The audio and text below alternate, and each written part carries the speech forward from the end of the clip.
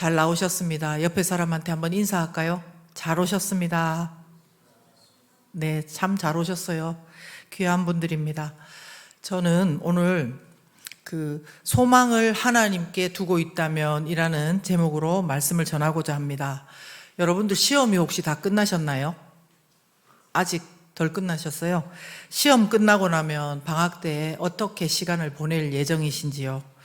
다음 학기 등록금을 마련하기 위해서 아르바이트를 해야 되는 분들도 있을 것이고, 또 모자란 공부를 내가 해야 되겠다, 그래서 또 공부 계획을 잡는 사람도 있을 것이고, 또 여행을 계획하는 사람들도 있을 것입니다. 그리고 또 어떤 경우에는 군대를 가기로 예정되어 있거나 아니면 실습을 해야 된다거나 꼭 해야 되는 그런 것들을 해야 될 수도 있습니다.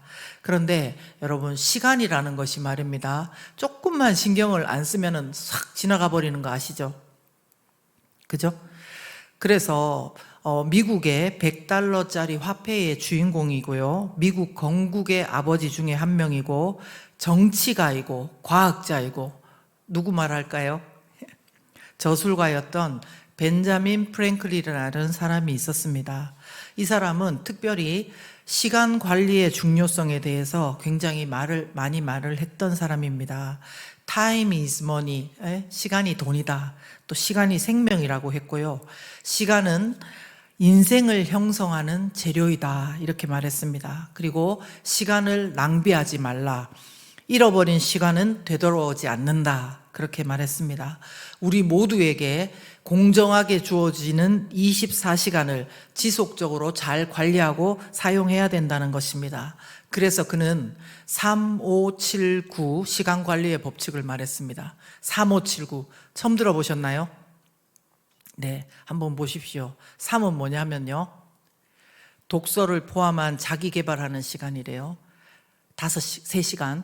그리고 5시간은 식사를 포함 여가를 즐기는 시간으로, 그 다음에 7시간은 취침 시간으로, 9시간은 일하는 시간으로, 그렇게 삼아가지고 이 사람은 자기의 그 시간을 관리했다는 것입니다. 그래서 그런지 시간을 잘 관리해서 정치가와 과학자와 저술가와 건국의 아버지가 됐는지 아니면 그 반대였는지 그건 잘 모르겠지만 아마 저는 전자일 것 같습니다. 열심히 시간을 관리하고 그렇게 했기 때문에 그렇게 됐다는 것입니다. 여러분은 시간을 어떻게 사용하고 계신지 한번 잘 생각을 해보십시오. 그는 말하기를 그 3579 이것에서 중요한 거는요, 균형이라고 말했습니다. 예를 들면은 잠을 자는 시간이 없는데 일하는 시간과 뭐 자기 개발하는 시간이 많으면 뭐 하겠냐는 거죠. 또 반대로 잠을 자는 시간은 많은데 한 10시간, 12시간 자는데 시간을 24시간 중에서 반은 잠자는 시간으로 쓰고 나머지는 또 일 안 하고 자기 쉬는 시간으로 쓰고 이렇게 쓴다면 어쩌겠냐는 거예요. 그러면 안 된다는 거예요. 그래서 시간의 그 균형을 잘 지키는 게 중요하고, 또 한 가지는 지속적으로 실천하는 것이 중요하다고 했습니다. 여러분 공감하십니까? 우리 작심삼일이라고 하는 말이 그냥 나온 건 아니죠. 균형 있게 시간을 쓰고 써야 될 일에 써야 되고 지속성 있게 한다는 것입니다. 그렇습니다. 예나 지금이나요, 유한한 인생을 어떻게 살아가야 되는지에 대해서는 사실 다 관심이 많습니다. 특히 이제 옛날 삶을 뒤로하고 예수님을 믿고 새 사람이 된 우리 하나님의 자녀는요, 우리가 어떻게 살아야 되는지, 무엇을 중요시하면서 살아야 되는지 묻지 않을 수가 없는 것입니다. 그런데 오늘 바울 사도가 디모데에게 권면한 말이 여기에 대한 정리를 해주고 있습니다. 아시다시피 디모데 전서는 사도 바울이 믿음의 아들이요 형제라고 부르는 디모데에게 보낸 목회 서신입니다. 그러나 그렇다고 디모데 전서가 꼭 목회자들만 읽어야 되는 그런 책은 아닙니다. 오늘 저와 여러분들에게도 중요한 말씀입니다. 바울 사도는요, 에베소에 혼자 남아서 교회를 돌보는 디모데에게 어떤 자세와 가치관을 가지고 살아야 되는지를 쭉 이야기하다가 이렇게 말합니다. 9절과 10절의 말씀인데요, 제가 이것을 세 번역으로 한번 읽어드리겠습니다. 이 말은 참말이요 모든 사람이 받아들일 만한 말입니다. 우리가 모든 사람, 특히 믿는 사람의 구주이신 살아계신 하나님께 소망을 두므로 우리는 수고하며 애를 쓰고 있습니다. 이렇게 말씀합니다. 무슨 말씀입니까? 꼭 목회자가 아니더라도 우리가 믿는 사람의 구주이신 살아계신 하나님께 정말 소망을 두고 있는 사람이라면요, 우리의 시간을 그냥 흘려보내면 안 되고 수고하고 애를 써야 되는 것이 있다는 것입니다. 무엇일까요? 첫 번째, 먼저 스스로를 연단하라는 것입니다. 어떻게 하라고요? 먼저 스스로를 연단하라. 다른 사람을 훈련하는 게 아니라 먼저 스스로를 연단하라는 것입니다. 7절 함께 읽겠습니다. 여러분 한번 읽어주실래요? 시작. 망령되고 허탄한 신화를 버리고 경건에 이르도록 내 자신을 연단하라. 네, 이 말씀은요, 다른 사람을 양육하고 가르치기 전에 사도 바울은 디모데에게 너가 먼저 너 스스로를 연단해라 이렇게 이야기를 합니다. 짚고 넘어갈 것은, 오늘 말씀에 나오는 것은요, 하나님께서 연단하시는 그런 내용이 아니고요, 또 누가 나를 연단해 주는 것이 아닙니다. 스스로 못못에 이르도록 연단하라 이렇게 명령하십니다. 연단하라는 것은 다른 번역본을 참고해서 제가 설명을 드리자면요, 주의를 기울여서 경건함에 이르도록 몸을 훈련하라, 또 경건한 생활에 힘을 기울이는 훈련을 하라 이런 뜻입니다. 그래서 어떻게 하라는 것입니까? 사도 바울은 몸을 훈련하고 우리 생활을 훈련해야 되는데 두 가지를 이야기하고 있습니다. 하나는 버리는 훈련을 하래요. 하나는 추구하는 훈련을 하래요. 뭐라고요? 버릴 것은 버리고 추구할 것은 추구하는 그런 훈련을 하라는 것입니다. 버려야 될 훈련은 뭐냐면요, 7절 상반절을 보십니다. 시작. 망령되고 허탄한 신화를 버리라 이렇게 말합니다.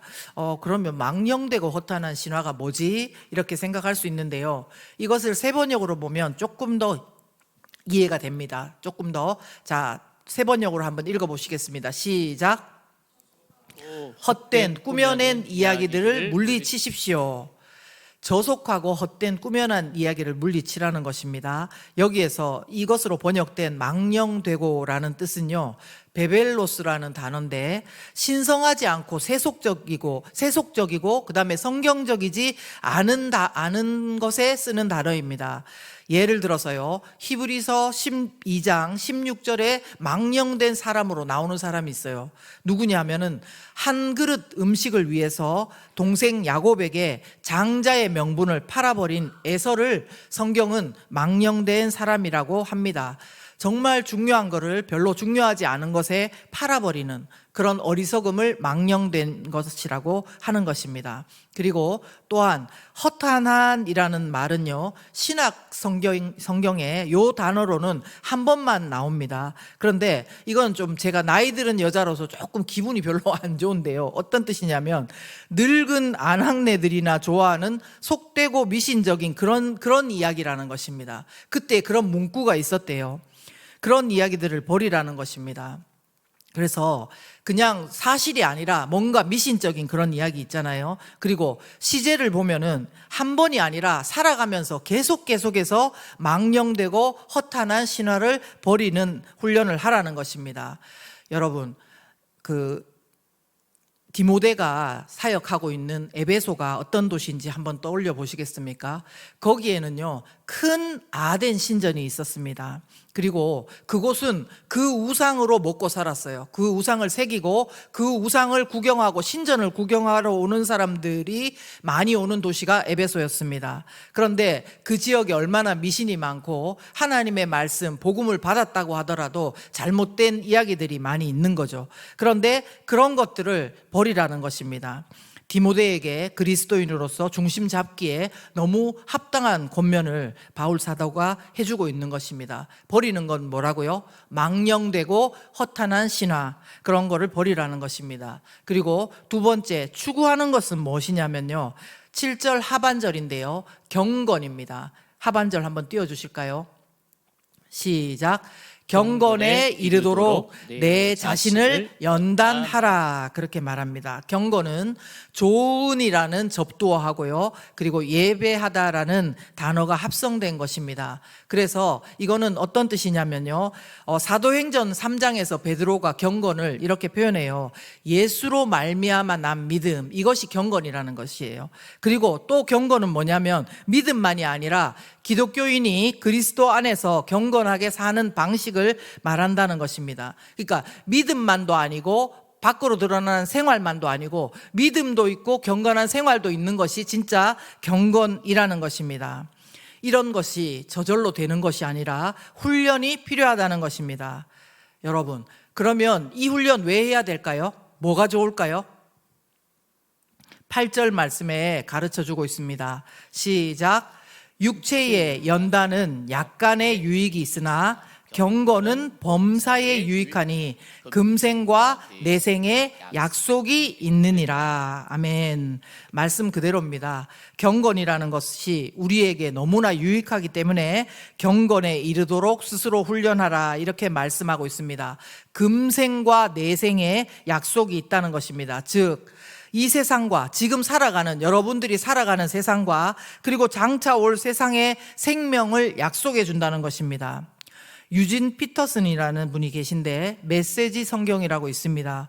거기에는 이 구절을 이렇게 기록하고 있습니다. 조금 더 여러분 이해가 잘 되실 것입니다. 요거는 한번 같이 읽어볼까요? 시작. 하나님 안에서 날마다 훈련하십시오. 영적 무기력은 절대 금물입니다. 체육관에서 몸을 단련하는 것도 유익하지만 하나님 안에서 훈련받는 삶은 훨씬 유익합니다.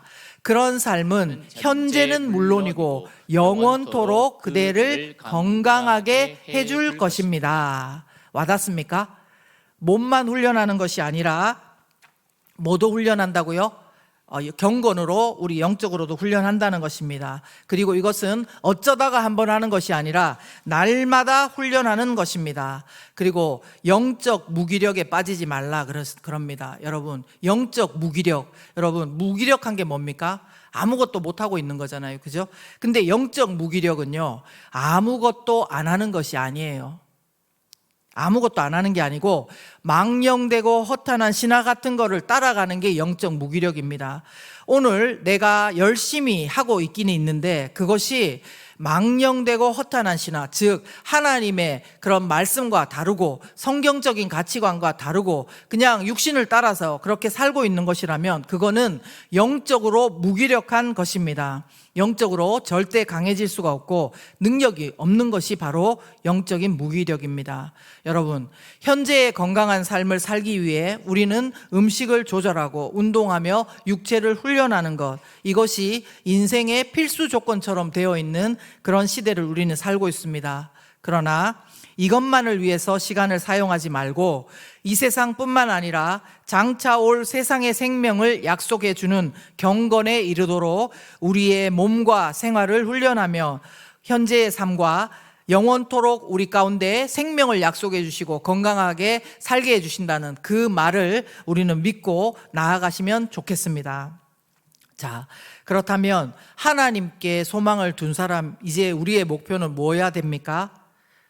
망령되고 허탄한 신화를 버리고 경건에 이르도록 스스로를 연단하라는 것입니다. 그런데요, 이거를 어떻게 하지요?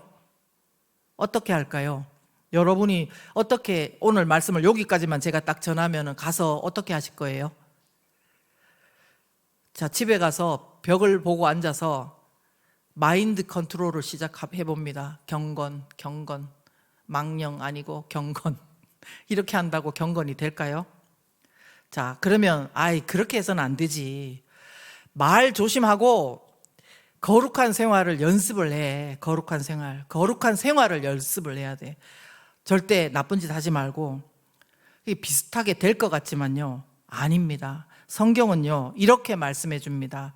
두 번째요, 하나님의 말씀과 기도에 애쓰고 수고하라. 한번 요거 읽어보시죠. 시작. 하나님의 말씀과 기도에 애쓰고 수고하라는 것입니다. 바울 사도는요, 우리가 정말 소망을 하나님께 두고 있다면요, 하나님의 말씀을 읽고 기도하는 것을 위해서 수고하고 애써야 된다고 권면합니다.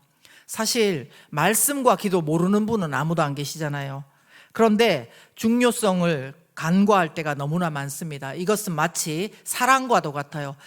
가요에도 뭐에도 사랑 너무 많이 나오니까 우리가 마치 어떻게 되냐면요, 신앙생활의 기본인 그 말씀과 기도도요, 해야 되는데 그냥 정작 하지는 않는 그런 어떤 액세서리 같을 때가 있다는 것입니다. 그러나 사도 바울은 우리에게 분명히 말해줍니다. 5절 말씀 같이 읽겠습니다. 시작.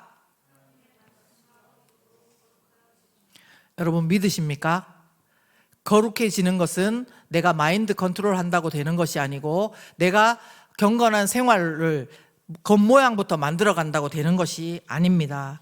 여러분과 제가 진짜 이 말을 믿고 정말 하나님과 말씀과 기도에 수고할 수 있기를 바랍니다.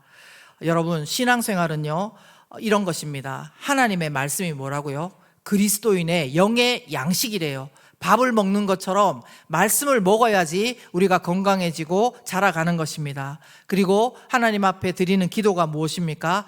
영적인 호흡이래요. 다 알고 있잖아요. 호흡. 숨 못 쉰다고 생각해 보세요. 마스크가 94, 84 이런 것이 아니라 한 150쯤 되면은 숨 제대로 쉴 수 있을 것 같습니까? 그렇게 해가지고는 안 되는 거죠. 영적인 호흡, 기도가 멈춰지면 안 되는 것입니다.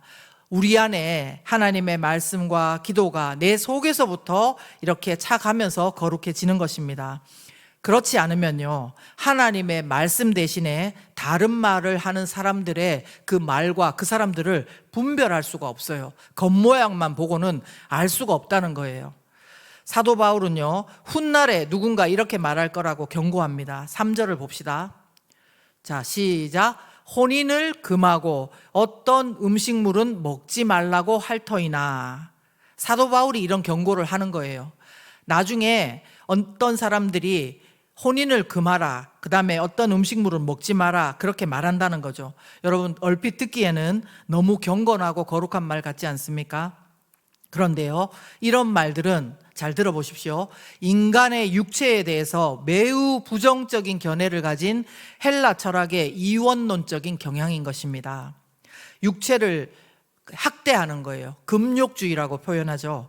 이렇게 하면 이것을 통해서 영혼의 자유를 얻을 수 있다, 청결을 얻을 수 있다, 이렇게 생각하는 것입니다. 저와 여러분 가운데도 이런 경향들이 없을까요? 저는 있다고 생각합니다.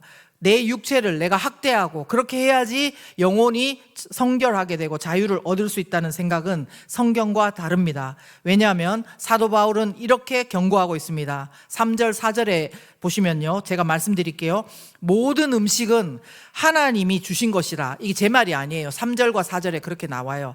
모든 음식은 하나님이 주신 것이고 하나님께서 지으신 모든 것이 선함에 감사함으로 먹으면 버릴 것이 없고 또 감사함으로 받으면 버릴 것이 없다, 이렇게 가르쳐 주시는 것입니다. 그리고 이어서 한 말이 뭐냐면은, 사람이 거룩해지는 거는 혼인을 금하고 어떤 음식을 안 먹고 자기 몸을 괴롭혀서 되는 것이 아니라 5절, 하나님의 말씀과 기도로 거룩하여진다, 이렇게 말씀하는 것입니다.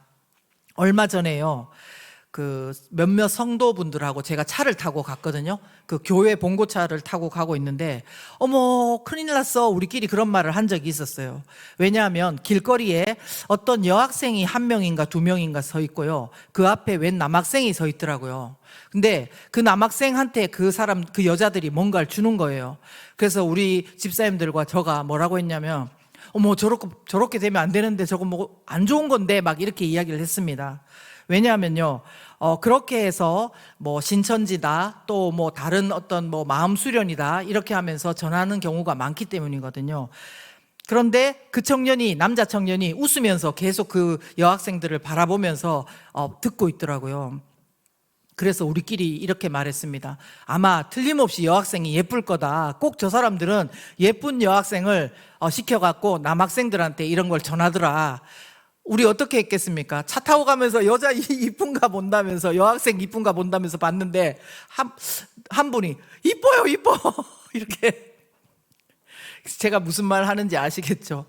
겉으로 보는 거 가지고는 영적인 걸 알 수가 없다니까요. 그 사람이 신천지를 전하는 것이었는지 아니면 뭘 전하는 것이었는지 모르지만 이단들은 나쁜 걸 전하는 사람들도 겉으로 보이는 거를 좋게 해서 그렇게 하는 경우가 있다는 거예요. 그런데요, 바울이 이런 거를 어떻게 아는지 미리 성경을 많이 아니까 이런 거를 예언을 했겠죠. 4장 1절에서 2절을 한번 읽어보겠습니다.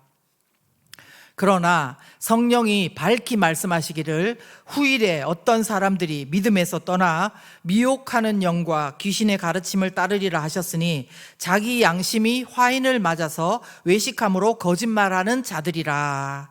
아멘. 뭐라고 합니까? 마지막 날에 어떤 자들이 믿음을 떠날 건데요, 그때는 미혹하는 영, 속이는 영과 귀신, 악마의 가르침을 따를 것을 경고하고 있습니다. 2절에 보면요, 그 사람들을 이렇게 표현했어요. 자기 양심에 화인 맞은 자여 또 외식함으로 거짓말하는 자들이라는 말씀입니다.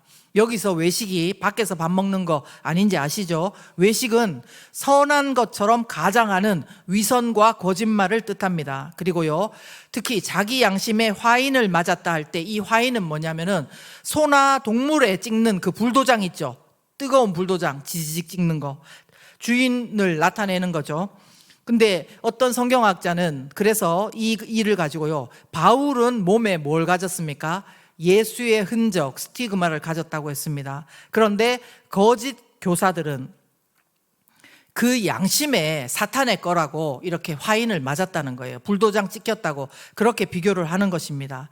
그런데 이것이 위협적인 거는 뭐냐면요, 이마에 나 사탄의 사람 쓰여 있는 게 아니라는 것이에요.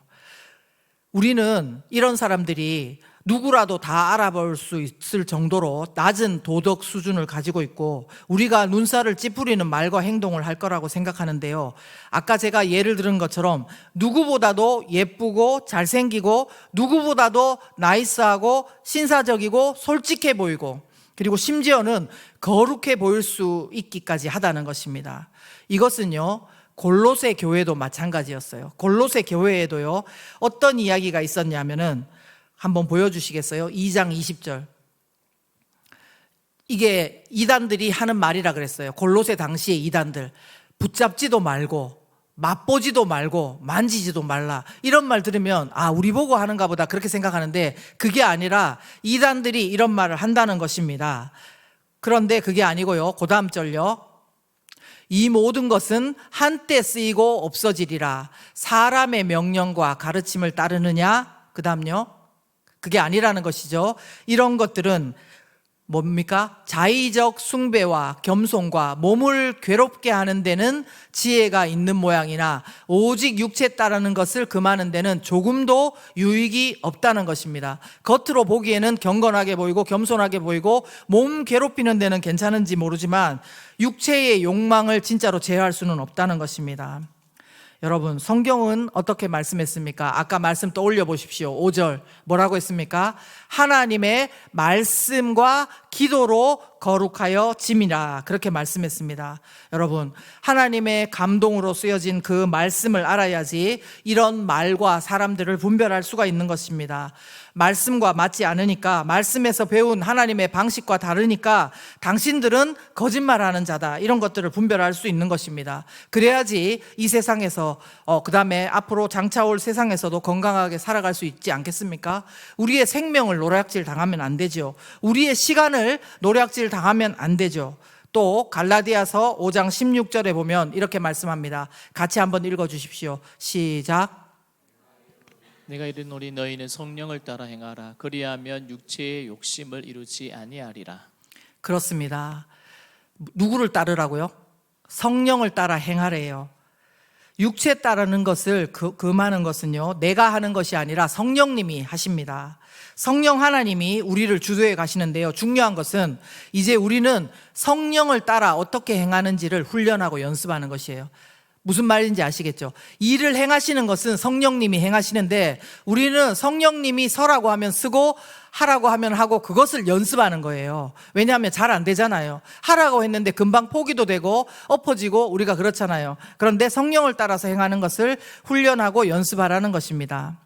저는요, 지난 한 2주간에 걸쳐서 같은 뮤지컬을 3번 보고 왔습니다. 그 뮤지컬 뭘 봤냐면요, 한번 보십시오. 더 북이라는 뮤지컬을 보고 왔습니다. 더 북. 혹시 보신 분 있을까요? 보신 분? 예, 우리 전사님은 보셨습니다. 맞아요. 저는 우리 교역자님들과 같이 보고 난 다음에 제가 그 전도했던 사람, 그리고 같이 옛날에 목장했던 사람하고 가서 한 번씩 3번을 총 봤습니다. 여기서 그 책, 더북이라는 건 무슨 책일까요? 무슨 책일까요, 여러분? 예, 맞아요. 성경책이에요.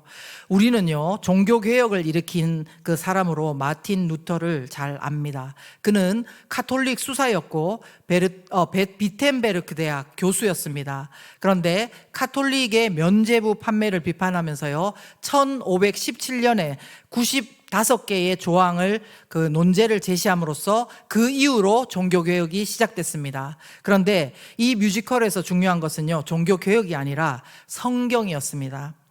종교개혁 시작 이전에는 성경이요, 라틴어로만 번역이 되어 있었습니다. 그래서 오직 성직자들만 읽었고 일반 사람들은 성경에 대해서 거의 몰랐다고 해요. 그래서 지금 들으면 웃지 못할 일이 실제로 많았습니다. 그 중에서 면죄부 판매에 대해서는 옛날에 세계사 시간에 배웠죠. 그때 배웠을 때 그 이야기를 들었을 텐데, 죄를 사해주는 그 책을 팔았다는 것입니다. 증서를 팔았다는 거예요. 여기에 유명한 신부 이름이 테첼 신부입니다. 근데 그 신부가 면죄부를 판매하면서 이렇게 말했어요. 지금 면죄부를 사면서 괴에다가 동전을 넣으면 땡그랑 하고 떨어지는 그 소리와 함께 우리의 죽었던 조상이 연옥에서 벗어나 낙원으로 간다. 이렇게 하면서 면죄부를 팔았다는 것이에요. 지금 여러분한테 그렇게 말하면 여러분 면죄부 살 것 같습니까? 안 사죠. 그런데 그때는 모르니까 그렇게 샀다는 것입니다. 예수님을 믿으면 구원받는다는 성경의 진리는 어디로 가고, 십자가는 어디로 가고, 성경에 무지하니까 이런 일들이 있었다는 것입니다. 그래서요, 마틴 루터의 1517년 종교개혁 이전에 먼저 어떤 일이 있었냐면, 라틴어로 된 성경이 다른 언어로 번역되는 일이 먼저 있었습니다. 그런데요, 이것이 문제가 됐어요. 왜냐하면 그전에는 모르니까 그냥 따랐는데, 이제 사람들이 성경에 그렇게 되어 있지 않던데요 하고 나서 그 번역된 성경을 전달하거나 그것을 믿는 사람들은 그 당시 카톨릭 교회의 정죄를 받고 화형을 당했습니다. 그래서 1517년 이전에요, 종교개혁 이전에 이미 수백만 명이 이것 때문에 목숨을 잃었다는 거예요. 이 성경 번역했는 거 읽었다고. 수백 명이 아니고요, 수백만 명이 목숨을 잃었다는 것입니다. 그래서 그들이 성경을 번역하고 필사하고 소지하는 것 때문에 워낙 많은 사람들이 죽으니까 어떤 그 아이디어를 냈냐면, 안 되겠다. 제가 이름이 현주인데 갑자기 이제 제 이름을 요한으로 바꾸는 겁니다. 그러면 저는 요한복음을 외우는 거예요. 또 옆에 있는 사람은 로마서를 자기 이름으로 해갖고 로마서를 또 다 외우는 거예요. 그 옆에 있는 사람은 디모데전서를 디모데라고 해서 다 외우는 거예요. 자, 그래서 이제 사람들이 모이는 데 가면 바깥에 사람들이 진을 치고 있으면 이제 요한복음 그러면서 요한복음을 외운 사람이 막 그 요한복음을 외우면요, 사람들이 그때 막 받아 적었다는 것입니다. 물론 그래도 잡히면 화형을 당했겠죠. 그렇지만 그런 방법으로 이 사람들을 성경이 된 사람들이라고 불렀다는 거예요. 이 사람들을 통해서 정말 그 성경이 여기까지, 우리한테까지 온 것입니다. 여러분, 성경을 몰랐다면, 사람들이 성경에 대해서 전혀 무지했다면 종교개혁은 일어날 수 없었을 것입니다. 말씀을 통해서 교황이 무오한 것이 아니라 하나님만이 무오하고, 교리가 아니고 면죄부가 아니고 예수 그리스도께서 나를 위해 십자가에서 죽으시고 부활했다는 것을 믿는 믿음으로 구원받는 것, 그 진리를 말씀을 통해서 알게 된 것입니다.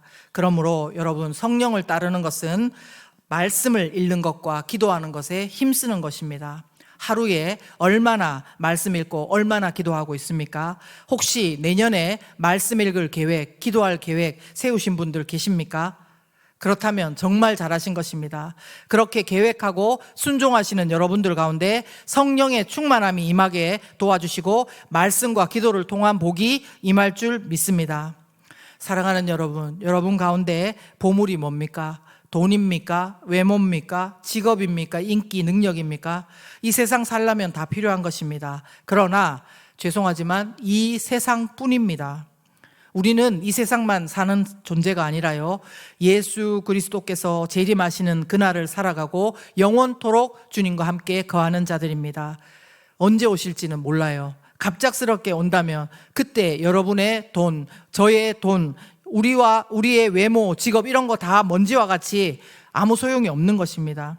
말씀을 소중히 여기는 사람들을 통해서, 그 핏값을 통해서 우리가 지금 성경을 읽었습니다. 그런데 너무 가까이 있으니까 우리는 안 읽어요. 왜냐하면 지금 안 읽어도 나중에 읽을 수 있다고 생각하는 거죠. 그러나 지금 북한은 어떨까요? 그 전에 중국은 어땠을까요? 그것 때문에 수 없는 많은 사람들이 죽었다는 것입니다. 여러분, 우리가 이 세상에서 영향력을 끼치는 사람으로 산다는 거, 그거는 영적인 무기력이 아니라 영적인 청년이요 아버지가 되는 것인데, 그렇게 자라가서 그리스도의 좋은 일꾼이 되려고 하면요, 말씀과 기도를 먹고 애써야 합니다.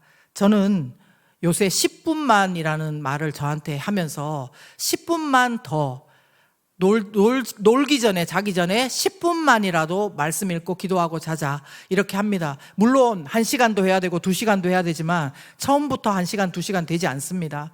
여러분, 여러분의 작은 대가를 치르는 그 대가를 통해서요, 여러분이 유익할 뿐만 아니라 여러분의 주위 사람들도 살아납니다. 그 성경을 지키려고 했던 그 사람들을 통해서 온 유럽 전체, 아니 전 세계가 뒤집어지는 종교 개혁이 일어났던 것처럼 여러분을 통해서, 저를 통해서 어떤 일이 일어날지 모르지 않습니까? 여러분, 아까 3, 5, 7, 9 시간 관리 보셨죠? 거기다가 여러분 균형 있게 시간을 배부하시되 꼭 말씀과 기도의 시간을 넣고, 내년에는 그렇게 안 되더라도 다시 도전하고 안 되더라도 다시 도전하면서 하나님께서 우리에게 부탁하신 수고하고 힘쓰는 일, 여기에 우리 자신 스스로를 훈련할 수 있기를 예수 그리스도 이름으로 축원합니다. 예. 아멘이십니까? 이 시간 우리 함께 찬양하겠습니다.